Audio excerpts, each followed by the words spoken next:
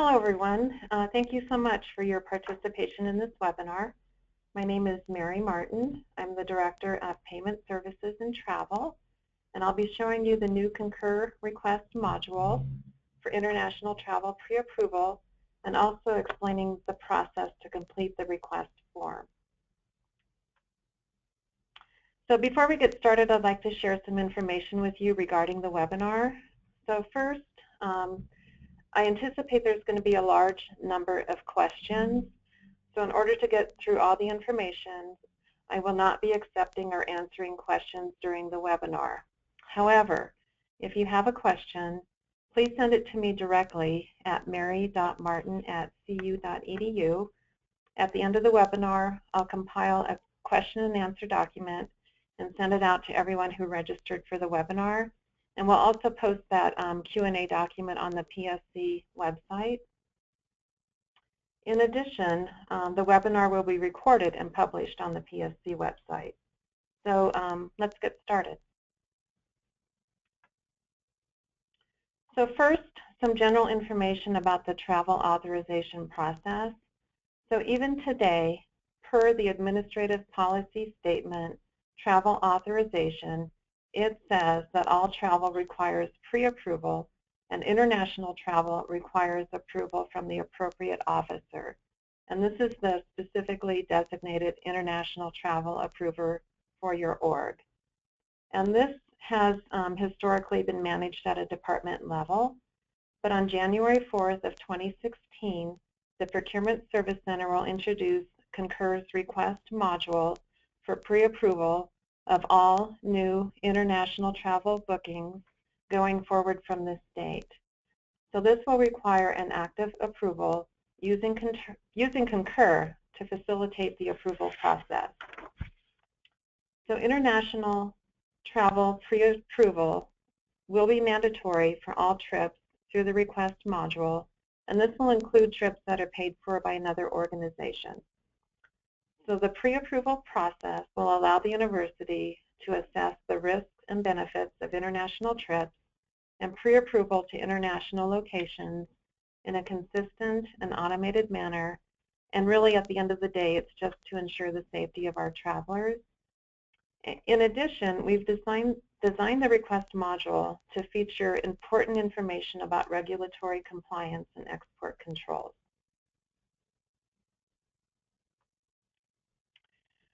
So first, how do you start a request in Concur?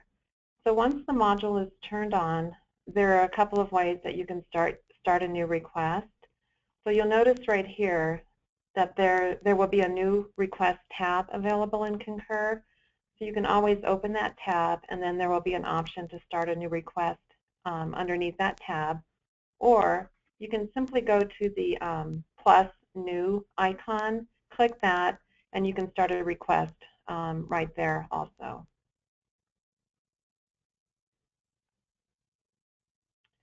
So once you start a new request, the system will open to the request header page, which is what you see here. So wherever you see a red bar field, like right here, this indicates a mandatory field on the request header. So the first field here is request name. So you can name your request whatever you want, and your department may suggest a standard naming protocol. And so we realize that when you're traveling internationally, you may be visiting several countries. So on the request header page, we're going to ask that you select your main destination country, and this is the country where you're going to be spending the majority of your time. So the approval workflow will not trigger based on the country that is listed on the header page, but it's going to trigger based on the countries listed in the travel segments page.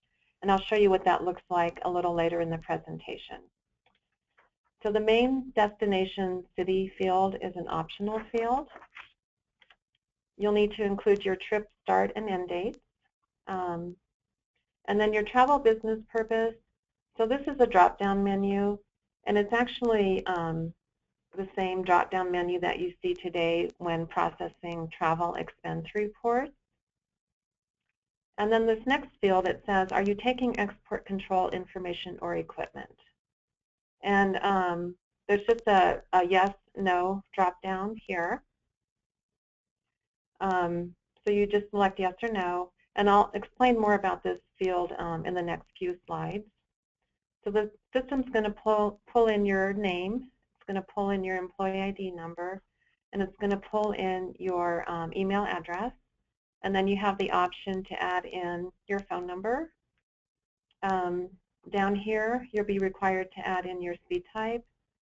We ask the question, is this grant funded? And this is just a yes, no drop down. And then you'll be asked to provide an estimated total trip amount. So we've built several warnings and messages into the system. So first, if you answered yes, that your trip is grant funded, the system will prompt you to include a justification for your trip in the comment field. If you answered yes to the export control question, are you taking export control information or equipment, an email notification will automatically be sent to your campus export control office when the request is approved. And then depending on where you're going, someone from the export control office may reach out to you to provide export control guidance for you. And then we also have built into the system a message will trigger with a link to your campus export control office so that you, as the traveler, can also review the regulatory compliance and export control information on your own. And then the system knows which campus you're from, so the link that you see will tie directly to your campus-specific export control office.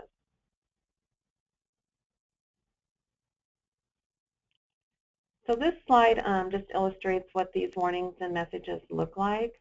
So on the top here, you'll see the message requiring a comment, your justification for a grant-funded trip. And then below that, you see the message that says, please follow this link for more information regarding export control compliance. And then the link is right here.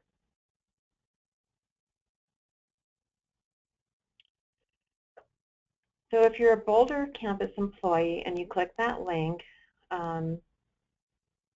this is the export control page that you will be directed to for your campus. And also if you're a system employee, you're going to be directed to this Boulder campus export control page. And then this slide shows if you're a downtown Denver or Anschutz medical campus employee and you followed that export control link, this is the export control page that you will be directed to for your campus. And then if you're a Colorado Springs campus employee and you follow the export control link, this is the export control page that you will be directed to for your campus. So regardless of your campus, I do encourage you to click on these links and review the regulatory compliance and export control information.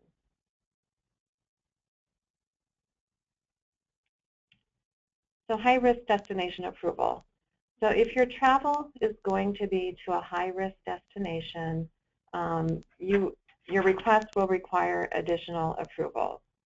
So the request form will automatically route for this additional approval when you're traveling to one of the designated high-risk destinations. And then the current high-risk destinations are listed on the screen here.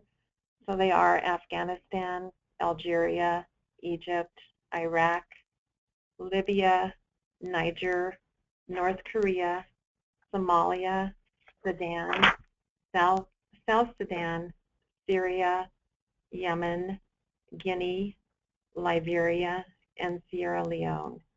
Now these high-risk destinations are defined by University Risk Management, and they're based on safety and health concerns. So this list of high-risk countries will change as world conditions change. Some more information regarding high-risk destination approval. So the approval workflow is based on the countries that are listed in the Air Travel Segments page of the Request module. And as I mentioned earlier, if your international trip has several stops or stays, the country where you will spend the majority of your time should be listed as the main destination country on the request header page. And then when we get to the Air Segment page, when you fill that out, for most international trips, you're going to want to select the multi-segment air option for international travel to multiple destinations.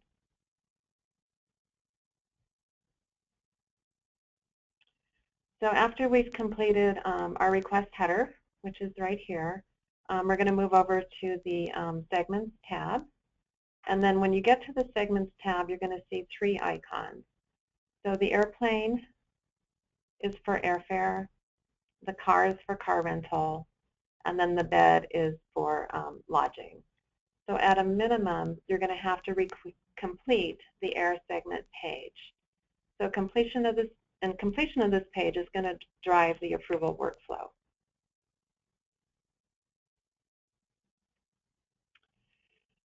So the Air Segment page, so we've chosen the airplane icon, and this is where you're going to enter your travel destination. So again, for international trips, most likely you're going to want to select this multi-segment option so you can list all the segments of your trip. So when you're completing this page, you will need to have a good understanding of what your itinerary is going to look like so that all travel segments can be listed here.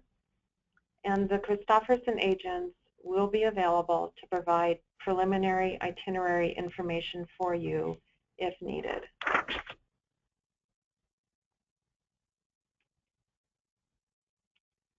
So this slide illustrates a multi-segment trip.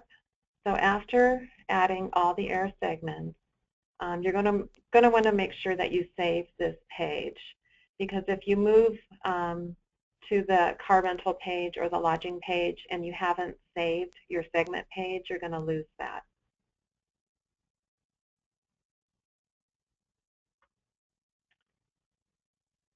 So as I mentioned earlier, completion of the air segment information is mandatory, but car rental and lodging are optional. So if you try to submit your request and the air segment page has not been filled out, you're going to get an error message in the system. And so this slide just illustrates what that error message looks like. And so it says, the request has no segments or expenses. You must create at least one entry in order to submit the request. And then it says you must include an air segment in your request. Please enter an air segment for each leg of your trip before submitting the request.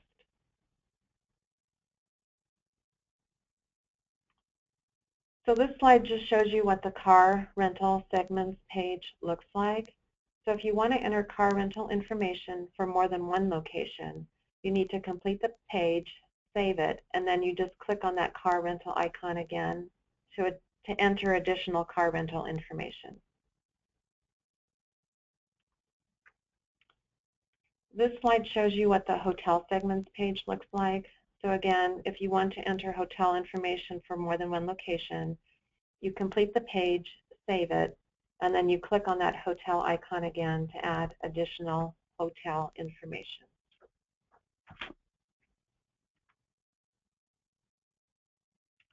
So once you have completed the request header and the air segment information at a minimum, you're ready to submit the request.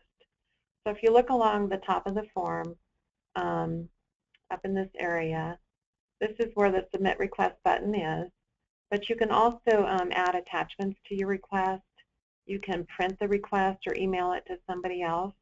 And this is also where you would want to delete it in case you decide you don't need to complete the request.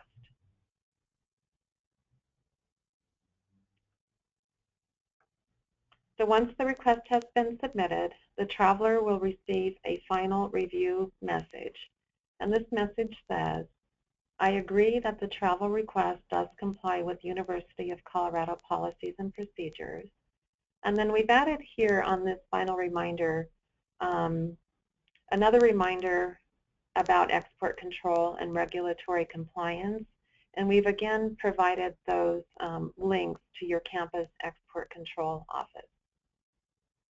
And then this is where you accept and submit the request and the certification.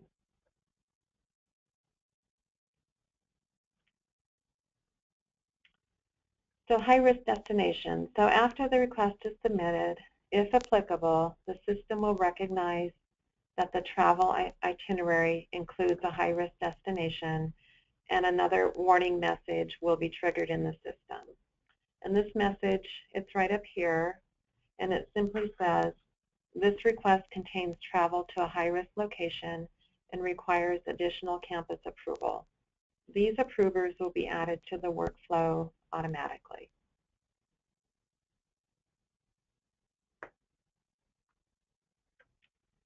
So in Concur, the request delegates are the same as expense delegates. So a delegate can prepare the request for the traveler if they have been assigned, can prepare rights as a delegate. And then there is a notify employee button when the request is prepared and ready to be submitted. But the traveler must submit their own request, and then the delegate will receive both the traveler's request and expense email notifications. So this slide just illustrates a request that has been prepared by a delegate, and then you'll see the notify employee button right up here.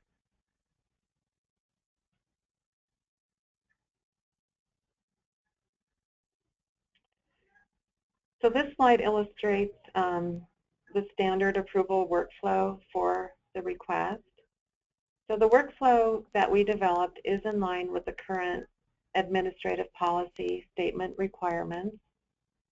But the system will also allow you to add in additional user-added approvers when necessary. So the standard workflow is it's going to route to the traveler's HR manager, then it's going to route to the designated international travel approver or the officer of the org. And then if the travel includes a high-risk travel destination, the system will automatically pull in the appropriate campus chancellor or president for that higher level of approval. And then again, here's the list of the current designated high-risk destinations.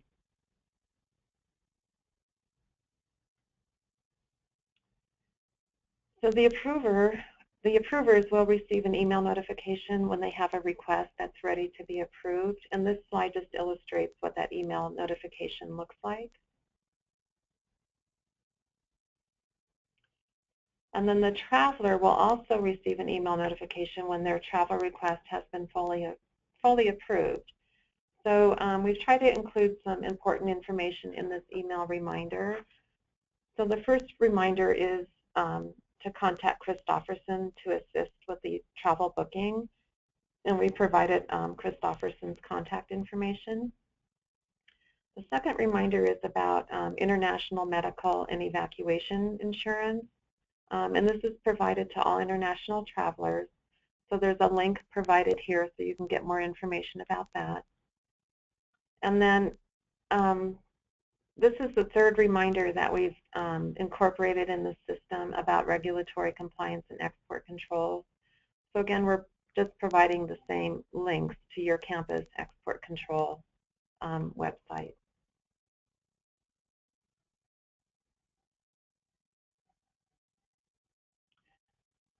So this slide just shows a copy of what the email looks like that is sent to the export control office.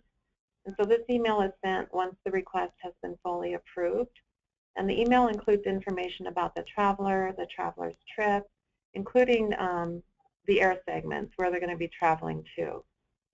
So upon receipt of the email, export control will determine if they need to reach out to the traveler to provide any guidance.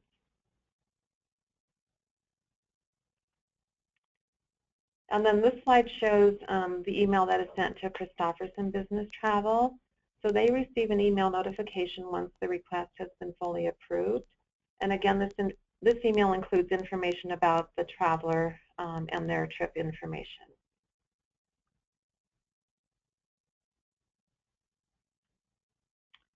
So this concludes the presentation of the Concur request module for international travel pre-approval. I thank you so much for your interest and your participation in the webinar. Again, if you have any questions, please send them to me directly at mary.martin@cu.edu, and I will compile that Q&A document. I'll send it out to everybody who's registered for the webinar, and then we'll also post it out on the Procurement Service Center website. So again, thank you very much.